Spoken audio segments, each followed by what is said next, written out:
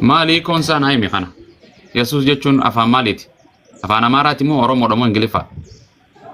Qubeen kun hundeen isaa yeroo Giriikitti kanidha. Hiikanii? Yaahushaa kan jedhurraa Yesuus hin fayyadamaniiru. Akkuma fadhaa fayyadamu maali kun hiikkoon isaa kanuma afaan Oromoo naimi? Yesuus jechuun fayyisaa jechuudha. Eenyu jedhe dictionary kan bakka tam jira fayyisaa jechuun eessa jedhame? Yesuus jechuun jedhame eessatti hiikoo itti godhame? Afaan Giriikitiinidha ammayyuu. Afaan Oromoo si gaafadhani afaan fadhaa ta'u. Afaan Oromoo. Ayyasiniifan ibsa. Okay, ammas Amaariffattis akkana jedha. Yesuus. Yaahushaa jedha barreessa. Amaariffattis Yesuus jedha. Yaahushaa jedha barreessa jalatti immoo. Jesus jetti faranjiin. Kami maqaan Yesuus addeen kana keessa. Yaahushaa jedha barreessa jalattis. Yaahushaa maaltu naan ge'an kanaan si gaafadhe. Kana hunda Ibraahiim naqa kanumaan si gaafadhe kanuma qofa naayim. Yesuus jechuun. Yesuus jechuun. Okay, asli maqaan laal maqaan amma fakkeenyaaf. Khee amma waan jette khee lammisaaf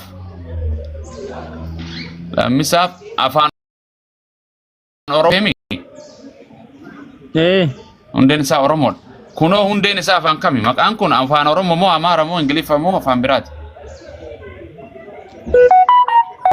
Okay. Waaqayyo beeka jedhe. Giriikitti gaafa hiikanidha. Giriikitti an Oromoon si gaafachuutti jira. Maal?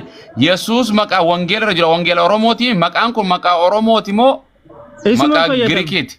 Maqaa Giriikiiti. Kanuma maqaa dhaabbataati bakka kun maqaa konistaanti maqaa fayyisaati bakka kun Yesuus jechuun fayyisaa jechuudha. Hiikoon qabu. Hiikuma fayyisaa jechuudha. Yesuus jechuun fayyisaa. Eessatti akkas jedha? Fayyisaa jedhee maqaa koo barreessuu danda'a. Yes. Oh, thank you Baba. Maatewos 1:21. Okay, nin dubbisaa qoyeyye. Amma fakkeenyaaf amma Amaanu'eel jechuun waraabbii keessa kaayanii Waaqayyoon wajjin jira jechuutti hiikama. Miti? Okay, Yesuus jechuun akkan barreeffamee jira wangeelatti akkama Amaanu'eel jechuun jedhame kana Yesuus jechuun waraabbii keessa kaayame. Fakkeenyaaf Kiristoos kan jedhu barreeffameera. Aboo Kiristoos barreeffamee bari hin barreeffamne isin hin jennan Kiristoos si gaafachuutti hin jiru. Kanuma qofa naa. Maatewos 1:21 dubbisaa. Okay, si dubbisaa qofa. Rakkanne afaan hiikoo isaatti illee hin beekne. Maatewos 1:20 fi meeqa? 1:21. Okay, si dubbisa. Maqaa eenyuutiin hin dubbisa? Maqaa kamiin hin dubbisa akkanuma. Okay. Isin amanne isheen ilma hin deessi maqaa isaa Yesuus jettee hin moggaafta. Inni ofii isaatii saba isaa cubbuu isaanii isaan hin fayyisa jedheen. Yesuus jechuun fayyisaadha jechuun eessa jira? Yesuus kan jedhu kuni kaa Yaahushaa kan jedhamu irraa dhufe. Aboo eessarraa dhufe wansi dhufe sin gaafanne? Yaahushaa qayyo fayyisaadha jechuudha. Ani Yesuus si gaafanne. Fayyisaadhuma. Yesuus mee eessatti Yesuus fayyisaadha? Yesuus jechuun Yesuus maalat fayyisaa eessatti hin jiru kan hin jiru. Akkasitti barreeffamee hin jiru bar. Hin jiru mee? Akkasitti hiikoo isaanii beekta hiikoon isaa maaliif Yesuus kan jedhu kun? Anamma akkan beekutti si akka ani hiika lamaan fayyadama. Yaahushaa nan fayyadama. Waan ragaa qabdu eessatti Yesuus jechuun eessatti dictionary jedhamoo wangeelaa jedhamoo kitaaba kamtu jedha Yesuus jechuun gartee fayyisaa jechuudha kan jedhee hiike eenyu? Meessa jira. Isti galaa Google galaa ChatGPT irra iyyuu galaa. Okay, dura si gaafadha. Amma fakkeenyaaf maqaa Arabaa jira, maqaa Oromoo jira, maqaa Amaaraa jira. Maqaan Yesuus kun Amaara moo Oromoo moo Araba? Giriikidha. Okay, afaan Oromoo maal jechuudha? Hiikan maal hiikan? Maal jechuudha Yesuus jechuun ayi maqaa dubee eegee hiikani? Okay, maal ture Giriikitti maal ture maqaan? Achi gara galfadhaa qoy. Hebrew Okay, Greek. Okay, Greekin maal ture maqaan? Maqaan Yesuus. Amma warri Oromoo kun gaafa hiikanii nu dhufanii. An waan hiikan si maal jedhaniiru? Maqaa kamii kan? Maal ture maqaan Greek maqaan Yesuus maal ture duraan? Indahun bakka anaaf Kiristoos itti naa jijjiir. Okay. Maqaan maal ture? Maal ture? Kiristoos ture moo Kiristoos moo Yesuus moo Iisoo moo Yahusha. Iisoo moo No, no. Yahusha Yahusha moo Yahweh Bakka. moo maal ture? Yahushaadha. Yahuwee Okay. maqaa abbaati. Aye Yahusha kanaatu Yesuus jedhame. Bakka. Okay. Afaan Yahusha Oromoo. jechuun Okay. immoo Afaan Waaqayyo Oromoo. fayyisaadha jechuudha. Afaan Oromootitti Yesuus jechuun maal jechuudha?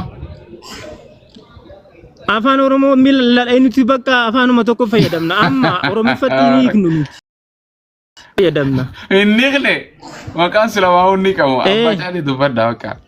Maqaa baay'ee qaba kanatti. Amaanu'eeliin jedhama. Amaanu'eel Amaanu'eel mana taati. Maal jettan? Giriik irratti Yesuus jedhamu. Hin jiru.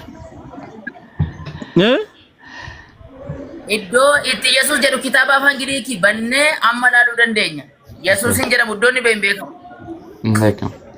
Akkam maqaa kana wallaalan Maal isaan? jechuudha? Nuti bari Yesuus kan jedhu qofa miti maqaa baay'ee fayyadamna. Kiristoosiin jennaani. Okay, fakkeenyaaf lammishaa lammiif maqaan kee yoo Gondar dheeyite maqaan kee maal ta'a Gondaritti? Kanuma. Kaanuma Ameerikaa yoo dhufte hoo? The same. The same. Ka Yesuus hoo maaliif maqaa addunyaa kana hundatti jijjiiran? Afaan Ingiliffaatiin. Okay, Amaara biratti. Jesus jedhuun. Okay, hold on. Jesus. Ergamaan Waaqayyo Maariyaama kan dhufe tokko moo ergamaa baay'eetti dhufe? Tokko Lukaas 1:35 irratti. Goobas gaafa itti dhufe Yesuus jedhi ilma kan kee kan itti moggaasi jedheemmoo Jesus jedhi jedheemmoo Iyesuus jedhi jedheemmoo Iisoo jedheemmoo Kiristoos jettaan jedheemmoo Yaashua jettaan jedheemmoo Amaanu'eel jettaan jedheemmoo eenyu jettaan jedhee itti moggaasi ergamaan Waaqayyo. Itti kan ergaa. Isa macaafa koo irratti naa hiikamee jiruun Yesuus jedhii moggaasi. Jedhameera. Okay, kami maqaan Yesuus amma Jesus immoo Yesuus immoo Yesuusi. Hundumaa hin fayyadamna. Ergamaan Waaqayyo maqaa kamitti kanne maqaa tokko Jesus jedhiin jedheemmoo Maryamaan Yesuus jedheemmoo Iyesuus jedheen. Abu Yaasir koodii firqaa jedheen. Koodii firqaa galcha. Yesuus jedhii moggaasi jedheen. Kanaafuu kijiba jechuudha Iyesuus ka Amaariffaatis ka Ingiliffaatis kijibaami maqaa isaatii miti. Lakini tokkicha ta'uusaa waan beeknu filmaa Waaqayyoo waan ta'eef nuuf ta'a maqaan rakkoon qabu. Qoy ammaan si kataba qoy. Isaan kaa'isa. Kana keessaa naa himta.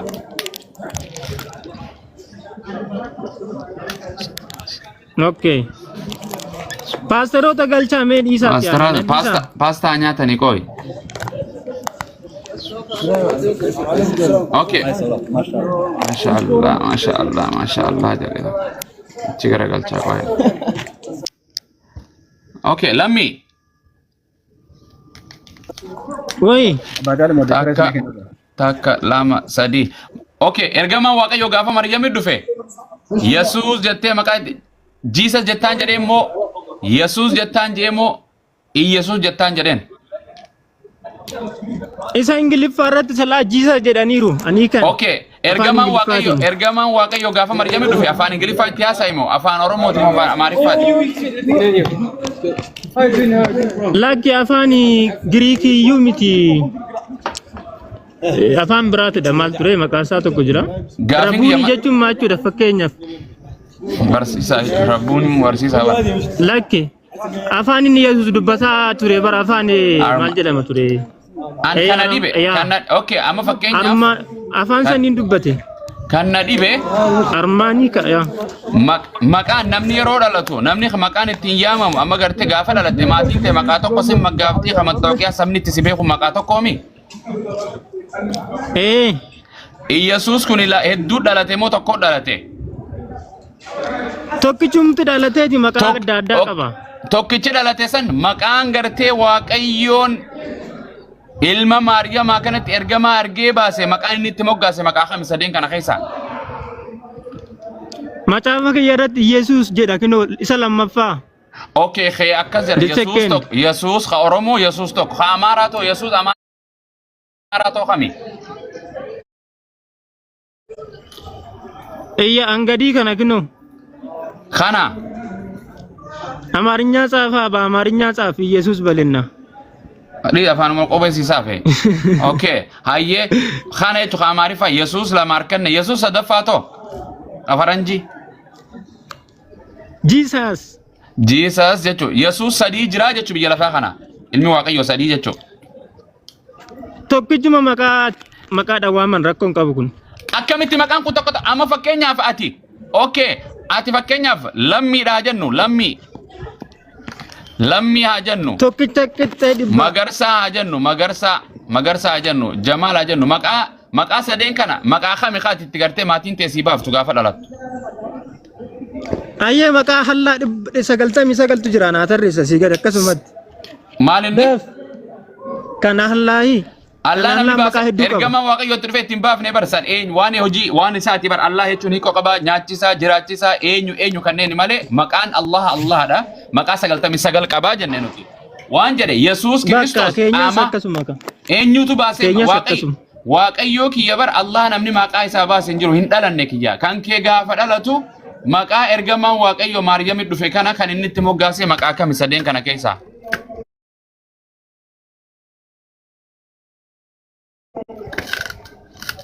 kan keessan eenyutu moggaaseetti nam tokko itti moggaasne ofuma of waama akkasitti eeyyen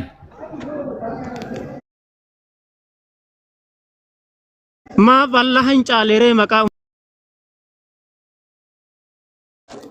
Yesuus immoo Iyesuusi hundumaa maqaa okay yoo Oromiyaa maqaa Oromooti haa jennu ati Oromoo keessa dhalattee lammis hin jedhan gaafa naannoo Amaaraa fannoo bira dhayite maqaan kee maali?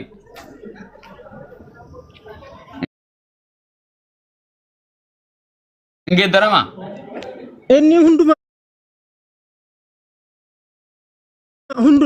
hundumaa birattu inni akka maqaa isaanitti waammachuu danda'u rakkoo kanatti akkasiin jedhamu. Waan jedhe maqaan kun maqaan Yesuus jedhamu kun maqaa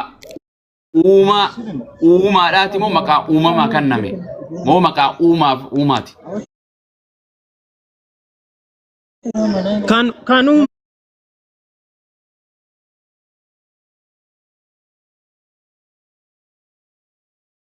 uumati Kan uumaa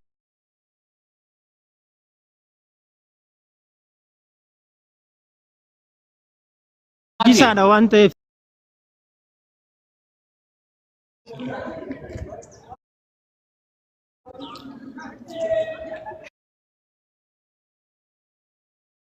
maqaa ilma waaqayyooti.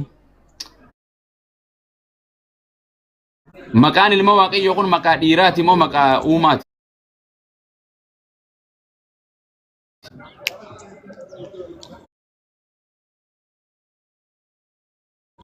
Maqaa Ilmi Waaqayyoo kun dhiira moo dubartii?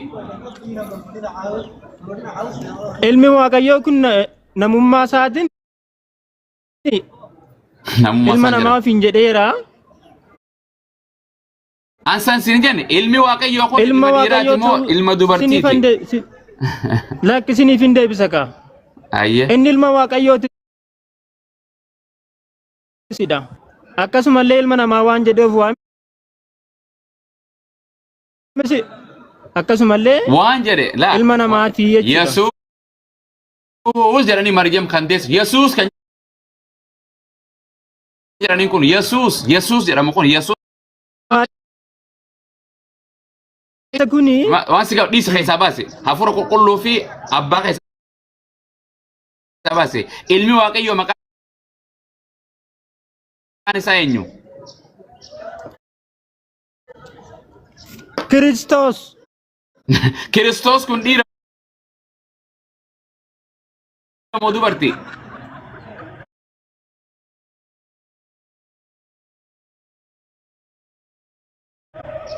Kiristoos kun ilma Waaqayyoo. Wasi okay akka jedhu ergama Waaqayyo gaafa itti dhufe ilma hindeessa maqaa isheeti moo maqaa isaati?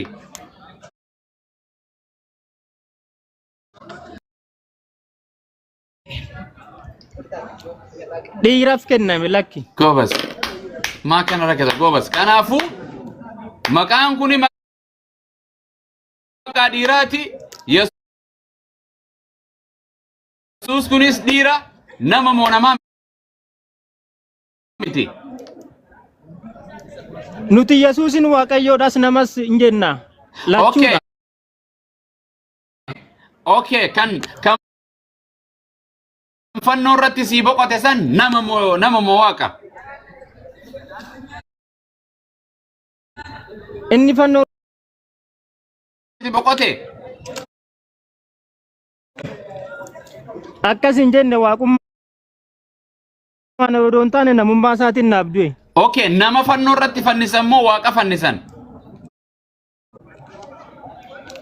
Ilma Waaqayyoo foon hin fannisan.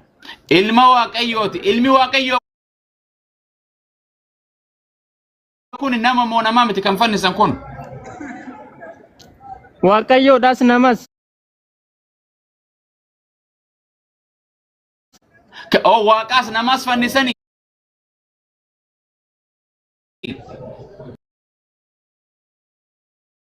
Foon qofa irraa fuudhanii moo foon irraa fuudhanii lafee dhiisanii?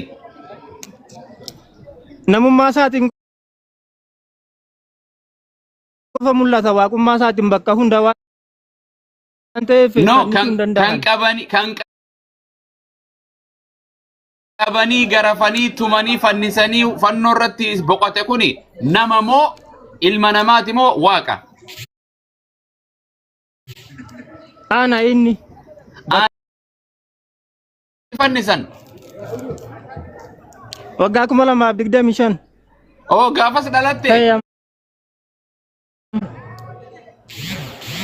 Gaafas yaadame akkam biyya lafaa kana dhufu isa dura. Eenyurra dhalatte gaafas? Lammisa eenyurra dhalatte? Harmeen ta'e eenyu gaafas? Waaqayyotu beeka ture achiin amma harmeen ko margee jedhamti. Harmeen qabda? Amma margee jedhamti. Margeedha. Duraanoo maal jedhamti? Maryamirraa dhalatte? Waaqayyotu beeka jalqaba. Jalqaba. Ati asiin dura dhalattee turte?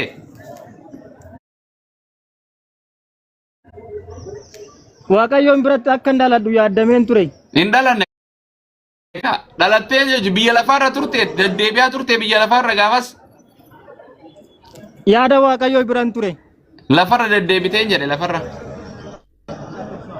Hin deddeebine. Eenyu fannisarree waan hin deddeebin lafarra hin jirre isatti si fannisan? Waaqarratti?